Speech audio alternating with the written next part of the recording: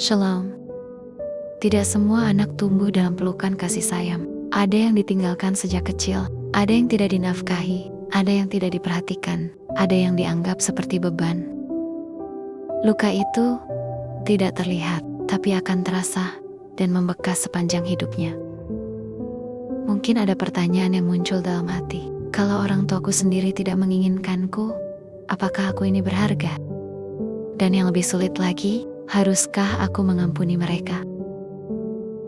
Efesus 4 ayat 31 dan 32, segala kepahitan, kegeraman dan kemarahan hendaklah dibuang dari antara kamu, tetapi hendaklah kamu ramah seorang terhadap yang lain, penuh kasih mesra dan saling mengampuni. Tuhan tidak menutup mata terhadap kesalahan orang tua, namun Dia mengundang kita untuk tidak hidup dalam kepahitan. Mengampuni bukan berarti penelantaran itu dianggap benar, bukan juga berarti melupakan rasa sakit seketika, bukan pura-pura tidak pernah terluka. Tapi saat kamu mengampuni kesalahan orang tua, berarti melepaskan diri dari penjara kepahitan. Dan ketika kita tidak mengampuni, artinya kita mengikat diri pada masa lalu. Penelantaran mungkin bukan pilihanmu, bukan yang kamu bayangkan, dan tidak pernah kamu harapkan, tapi kepahitan bisa mengikat jika tidak dilepaskan. Tuhan ingin menyembuhkan hatimu, bukan membiarkan luka itu menjadi identitas kamu.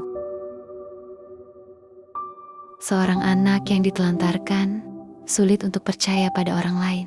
Ia merasa tidak layak dikasihi, selalu punya rasa takut jikalau ditinggalkan lagi, cenderung tertutup dan menjadi keras oleh keadaan.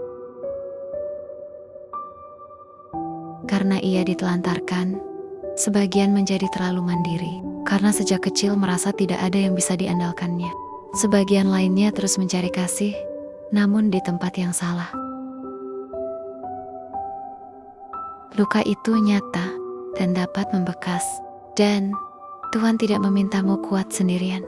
Dia adalah Bapa yang tidak pernah menelantarkan.